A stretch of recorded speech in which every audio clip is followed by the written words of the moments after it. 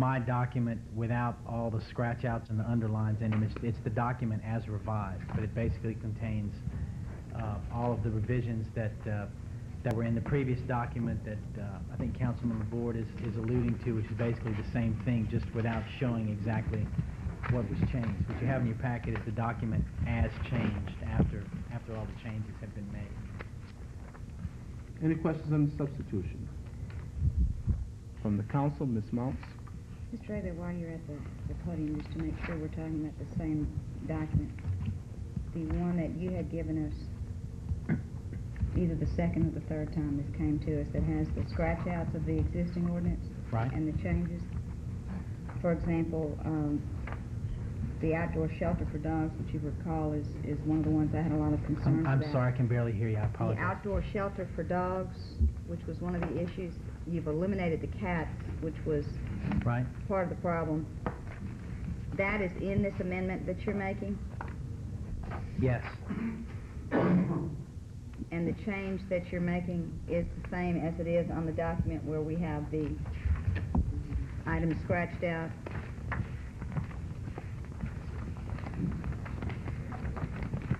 Which basically seems to have two contradictory sentences. The shelter shall have a roof, enclosed sides, an entryway, and a solid level floor, sentence 1. And sentence 2, covered porches, covered patios, and covered carports shall be deemed proper shelter for dogs. Those do not have the enclosed sides that are mentioned in sentence 1. I'm just trying to clarify, is that amendment, which is the amendment in the document that came from your office, the same as the amendment included in Mr. Labour's proposal? Yes, it is. Yes, it is. I guess I lost you when you said that the sentences were conflicting, but I think I understand what you mean when you say that. Thank you. Any further questions from the council? Mr. LeBoy, there was some questions. Mr. Hebert, there were some questions regarding a group of people regarding, I think, cockfighting in the city. How was that addressed, and can you tell us what is allowed by the ordinance? Sure. And basically what concerns were raised, and how was that resolved, if it was? It's addressed in the new section 6.6 governing animal fighting, and the old section 6.7 that you had in your ordinance said that you could not even possess a fighting rooster in the city limits, or you couldn't possess an animal if you were possessing that animal for the purpose of fighting, whatever that means. We viewed that as being a very big enforcement problem, and also, hopelessly vague. So that was taken out in favor of this new section, which simply prohibits the actual fighting of animals within the city limits, and the maintenance of a facility in the city limits where animals would be fought. Okay. Thank you. Any further questions, Ms. Mounts? Mr. Weber, the issue of the $100,000 liability policy, I know you've changed that from $500,000 to $100,000. That's the right. reason for having any liability requirement is what?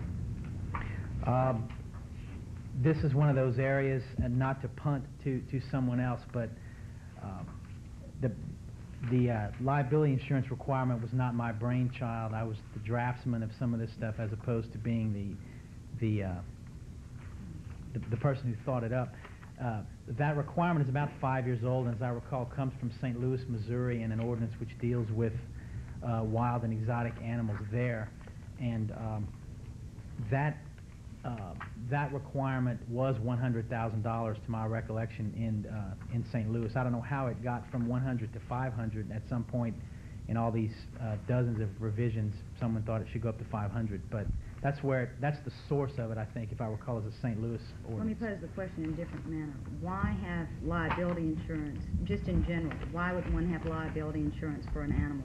The intent, as I recall from the St. Louis ordinance, was simply that there was a feeling there that those animals, there was a policy decision made, which you may or may not agree with, and I understand that certain kinds of animals, and those kinds of animals, wild and exotics, tended to pose more of a risk to the public than some other types of animals.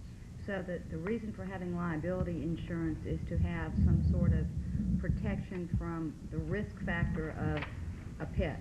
That's what they thought in St. Louis when they put it in. So if we have instances, for example, of attacks on children by various dogs, for example, Right. we are not requiring any liability insurance for a dangerous pet or an animal that's presumed dangerous or could be dangerous. What we're dealing with is liability insurance for an exotic pet that we've not defined. Right, a dangerous animal under this ordinance, once the animal is declared to be dangerous, you cannot maintain that animal at all, or at least you must have him sufficiently confined.